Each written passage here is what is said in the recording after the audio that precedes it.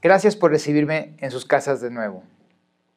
Hoy vamos a tratar un tema un poco gris en la historia del judaísmo. Hoy venimos a hablar de las 3 semanas, Bein HaMetzarim, entre los estrechos. Este periodo que se rodea entre el 17 de Tamuz y Tisha B'Av, el 9 de Av, en los cuales hay una serie de alajot y de tristeza con la cual nosotros no nos conectamos, no entendemos por qué sucede esto.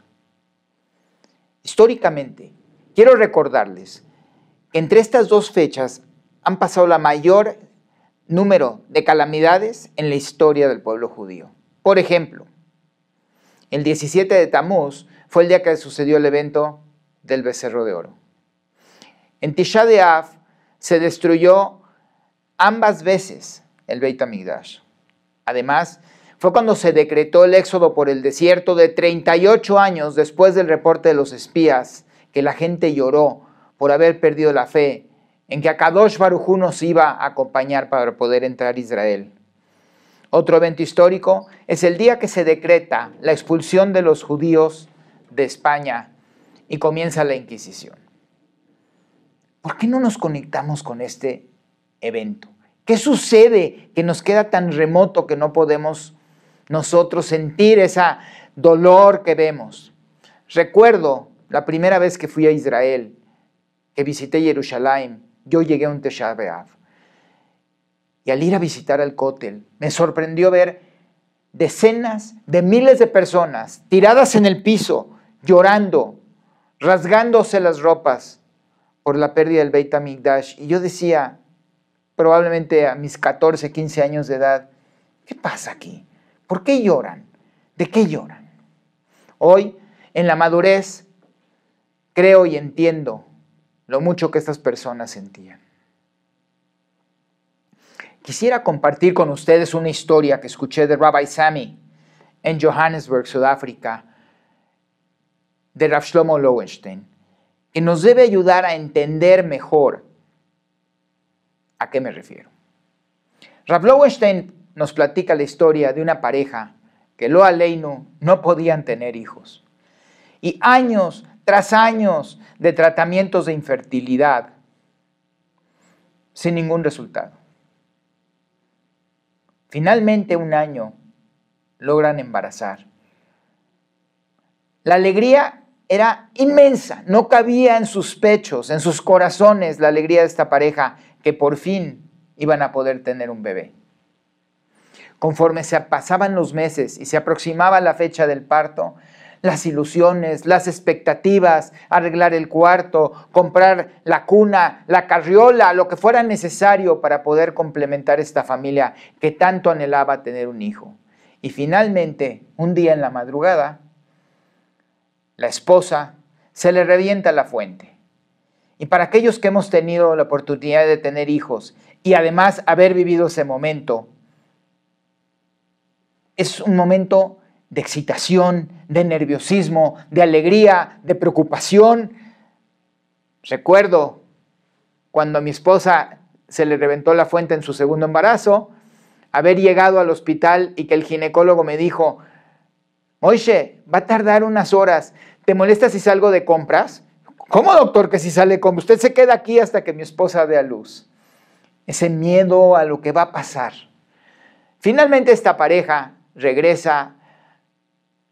En su camino al hospital, llegan, los doctores atienden a la señora, la meten a una recámara, entran y salen doctores, parteras, pero conforme va pasando el tiempo, hay un nivel de ansiedad que se va sintiendo y el marido siente que las cosas son diferentes a lo que le habían platicado. En eso ve un salir, correr, venir, ir y venir, enfermeras, doctores, especialistas, y cuando para un doctor y le dice, doctor, ¿qué pasa? Perdóneme, señor, estamos en una emergencia, no puedo perder tiempo en explicarle. El señor comienza a pasar por un nerviosismo, pone a rezar Teilim, a pedirle a Dios que todo venga bien, que su esposa, que el bebé, que todos estén bien. Cuando después de unos minutos sale un doctor con un aspecto sombrío y triste y le dice al señor, disculpe usted, pero la matzaf, la situación, está muy difícil. Tenemos que tomar de inmediato una decisión, y esta decisión la tiene que tomar usted. Es imposible, por el tipo de embarazo, que sobrevivan los dos. Tenemos que tomar en este momento la decisión si salvamos a la madre o salvamos al bebé. Por favor, díganos qué hacemos. Este señor entra en crisis. Le dice al doctor, ¿cómo me pida que yo tome esa decisión? Por un lado, decirle a mi esposa, muérete para tener al bebé. Y por el otro lado, decirle, mejor vamos a sacrificar al bebé que tanto anhelábamos para que tú sobrevivas. No, doctor, yo no puedo tomar esa decisión. Permítame hablarle a mi rabino. Y le dice el doctor, no tenemos tiempo para llamar a un rabino. Dice, pues entonces, la única que puede tomar esa decisión es mi esposa. ¿Qué quiere que yo haga? Van con la esposa y desde que entran al cuarto, la esposa siente que las cosas están muy mal. Una madre tiene un sexto sentido. La señora empieza a llorar profundamente y ocasiona que su marido empiece a llorar profundamente. El doctor los interrumpe, le explica la situación a la señora y le dice, señora, ¿qué decide hacer usted? Y con esa madurez y esa fortaleza solo de las madres judías, la señora le dice al esposo lo siguiente, marido, tú y yo hemos luchado por muchos años por este bebé y yo no puedo evitar que este bebé nazca. Estoy dispuesta a sacrificar mi vida con tal de que este bebé sobreviva. Pero te quiero pedir un favor, único favor.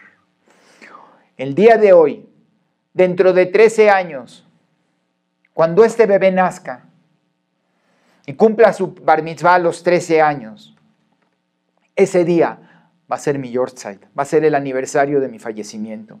Y ese día él pasará a ser parte de la Keilah y es el primer día que dirá un Kaddish. Y te suplico, por favor, que le digas que ese primer Kaddish que va a decir por su mamá que falleció y que dio la vida por él hace 13 años, lo haga con kavaná, lo haga con sentimiento, que implique todo su corazón y todo su alma para que esto llegue a los cielos más altos. El marido, llorando, le promete que lo va a hacer. Unas horas después, en una combinación, en un contraste de alegrías y tristezas, nace el bebé a costa de la vida de la mamá. Pasan 13 años y llega el día deseado, el día de la bar mitzvah de este joven. Y el papá, camino al salón de fiestas, le va explicando a su hijo aquella promesa que le hizo a su madre. Que hoy, cuando el hijo en su primer Ma'ariv, en su primer rezo, se enfrente a decir su primer Kaddish, que no olvide la promesa, no olvide el sacrificio que hizo su mamá por él, y que diga ese Kaddish con todo el sentimiento, todo el corazón y toda la kavaná posible. A lo cual el hijo accedió. Entraron a un salón de fiestas, precioso, música, la comida en el buffet. Entraron al Knis, a la sinagoga, al Shul, y durante el rezo de Mariv, en el momento en que está a punto de llegar a hacer su primer Kaddish, todos los participantes sabían de esta promesa que había hecho el esposo a la difunta madre. Y en el momento que el muchacho está a punto de empezar el Kaddish, empieza,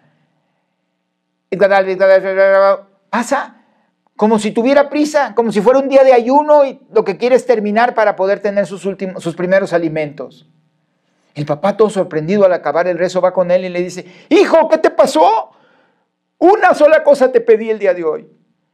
Y lo único que te pedí, no lo hiciste. Pero ¿cómo pudiste hacerle eso a tu madre que dio la vida por ti? El hijo le responde, papá, tranquilo. ¿De qué estás hablando? ¿Cómo me puedes pedir tú a mí que conecte con una madre que jamás conocí? Una madre que no vi, una madre con la que jamás platiqué. Sí es cierto, la casa está llena de fotos, de arreglos, de recuerdos. Cada vez que venían gentes y amistades tuyas a la casa a pasar una cena, un Shabbat, una fiesta con nosotros, me platicaban lo grandiosa que fue mi madre. ¡Ay! Sayer Good. Pero para mí, yo no la conocí. Yo no supe quién es ella. ¿Cómo me pides que hoy, el día de mi bar mitzvah, el día de mi fiesta, conecte con ella?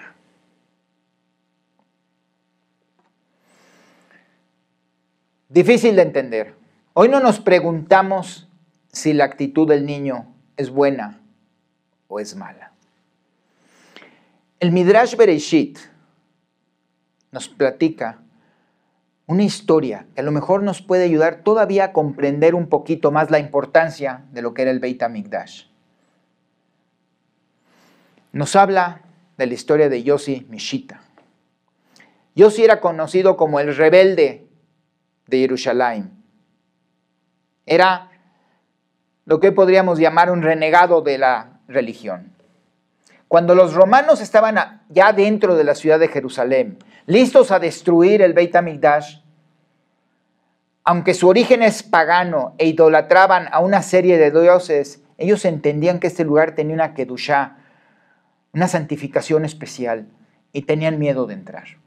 El general romano se le ocurrió lo siguiente, dijo, miren, antes de entrar con nuestros ejércitos, y no vaya a ser que el Dios de los judíos se enoje con nosotros, ¿por qué no buscamos al más rebelde de todos los judíos que están acá? Y le decimos que pase al Beit HaMikdash y que empiece con la destrucción, y vemos lo que le pasa a él, y si no le pasa nada, entramos nosotros. Empiezan a investigar y encuentran a Yossi Mishita. Y este general inteligentemente le propone lo siguiente. Yossi, yo sé que usted es un hombre que no le interesa la religión. Le quiero hacer un trato. Entre usted al Beit HaMikdash. Y lo que usted encuentre, lo que usted destruya, lo que usted escoja, se lo puede llevar. Ese va a ser su premio para comenzar el Jurban, para comenzar la destrucción del Beit HaMikdash. Entra Yossi al Beit HaMikdash. ¿Y qué se encuentra? La menorá de oro.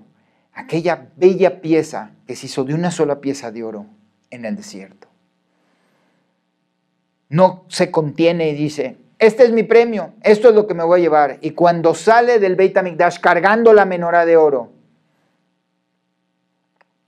y lo ven los romanos, el general romano le dice, ¡Ey, Yossi! ¿A dónde va? General, usted dijo que yo me podía llevar esto. Por ningún motivo, eso es demasiado para usted. Regrese la menorá, el candelabro adentro del Beit HaMikdash y llévese otra cosa. Y Yossi le contesta algo muy importante. General, yo ya hice enojar a mi Dios una vez. ¿Usted cree que voy a regresar por segunda vez a volverlo a hacer enojar? ¿Por qué me ha tomado usted? Dice, no se rebele contra mí, yo sé que usted es un rebelde. Le estoy diciendo que el candelabro es mucho para usted, regréselo y saque otra cosa, es todo lo que le estoy pidiendo. Ya le repetí una vez y se lo vuelvo a repetir. Por ningún motivo voy a volver a hacer enojar a mi Dios. Usted no sabe lo que es eso. Tratan de convencerlo, le es imposible y lo mandan a la cámara de torturas de los romanos. Una cámara donde lo amarran de las ambas extremidades y lo empiezan a estirar y le empiezan a cortar cada una de las partes del cuerpo poco a poco, con un sufrimiento que no podemos pensar. Y cada vez que le cortaban a una pieza del cuerpo, decían, ¿ahora sí vas a entrar? Él decía, por ningún motivo, yo no vuelvo a hacer enojar a mi Dios. Se preguntan nuestros sabios, ¿qué pasó? Hace unas horas toda su vida era el rebelde más grande del mundo y hoy se rehúsa. Y nos contestan lo siguiente. 5 minutos que estuvo dentro del Beit HaMikdash, la experiencia de haber sentido esa santidad dentro del Beit HaMikdash, logró cambiar que Yossi Mishita, el rebelde, se convirtiera en el tzadik más grande. Inclusive nuestros sabios dicen que cuando murió haciendo un Kiddush Hashem. Fue directo a los cielos. Su alma no fue castigada porque había logrado hacer la tshuvá y había logrado recargarse de esa espiritualidad que únicamente es capaz de darnos el Beit HaMikdash. Hoy tratamos de entender este duelo que va increciendo. El 17 Tammuz empieza con un ayuno medio. Los siguientes días con ciertas reglas: no oír música, no casarse, no comprarse cosas importantes, no poder decir la brajá de Sheheyanu Bekimanu. A partir del 1 de Av se intensifica el duelo hasta llegar el Tisha de Av, donde tenemos este ayuno fuertísimo, el más duro, donde además no podemos usar ropas de lujo o ropas de animales, donde comemos cenizas para recordar el Jurbán del Beit HaMikdash. ¿Y por qué no conectamos? Los que hemos tenido la oportunidad de estar en Israel, en Yom HaZikaron, y en el momento que se toque esa campana y todos paramos de hacer lo que estamos haciendo, y si vamos manejando, paramos el carro y nos salimos del carro y hacemos un momento de silencio y sentimos en lo más dentro de nuestras entrañas el dolor de la gente que hemos perdido. Recordamos a los que han caído en la defensa de Israel. ¿Por qué ahí sí nos conectamos? Porque es reciente. Porque todos tenemos algún amigo, algún conocido que lamentablemente fue herido, cayó o falleció en estas guerras de los últimos 50 años. Pero el Beit HaMikdash, hace 2000 años, ¿quién se acuerda? ¿Cómo podemos conectar con él? Yo los invito a ejercitar lo siguiente. Recuerden la primera vez que visitaron el Kotel HaMaraví. Y la siguiente, y la siguiente. Y emoción, esa emoción de poder llegar a este muro de piedra. Digo, la verdad, hay lugares más bonitos, pero donde podemos ver estas piedras viejas, de donde salen ramas, hay nidos de pájaros. Pero es nuestra conexión con el Beit HaMikdash. Y es un pequeño muro de una barda que no representa ni el 5% de lo que era el Beit HaMikdash. Imaginémonos si hubiéramos vivido allá, si hubiéramos podido tener la experiencia que tuvo Yossi Mishita, de haber entrado, ver esa grandeza, sentir la misma santidad divina que reposaba sobre el Beit HaMikdash. ¿Por qué ayunamos en Tisha B'Av?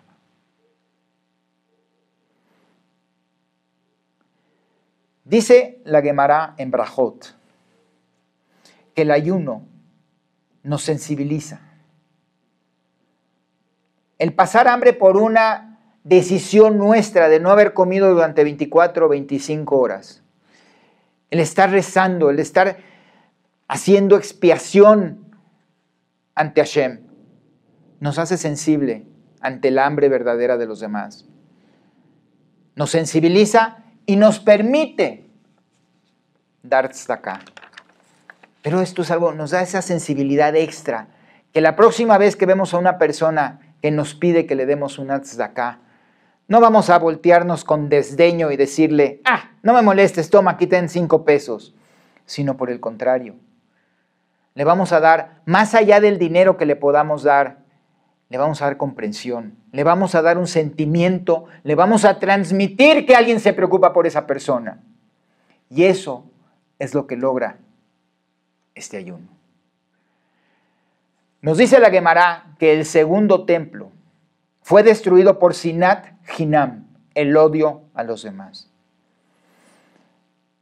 Aprovechemos estas 3 semanas de duelo, de tratar de conectarnos con esa mamá que nunca conocimos, esa mamá que dio su vida por nosotros. ¿Por qué decimos que el Beit HaMikdash dio su vida por nosotros? Porque durante la segunda vez que fue destruido, dicen nuestros sabios, que ya se había hecho el decreto de la destrucción, no del Beit HaMikdash, sino todo el pueblo de Israel. Era tanta la falta de corresponsalía, la falta de respeto de los unos a los otros, que Dios máximo en el cielo había decretado que en ese momento nos iba a destruir a todos. Pero en cambio de canalizar su coraje hacia nosotros, a los seres humanos, fue y lo canalizó hacia las piedras, hacia la construcción, hacia lo que representaba el Beit HaMikdash. Esa madre que dio su vida para que nosotros vivamos. Y así como aquel pequeño joven de 13 años no había hecho ningún esfuerzo de conectar con aquel ser vivo y viviente que dio su vida para que él pudiera nacer, para que él pudiera tener esa vida. Así hoy nosotros tenemos la obligación de conectarnos. Recordemos ese sentimiento que nos da cuando visitamos el Cótel. Multipliquémoslo, imaginémonos lo que pudimos haber vivido si hoy tuviéramos el Beit HaMikdash. Y por ello, pido a Hashem que muy pronto regrese el Mesías y nosotros podamos conectarnos en realidad con la Geulá y el Beit HaMikdash. Muchísimas gracias.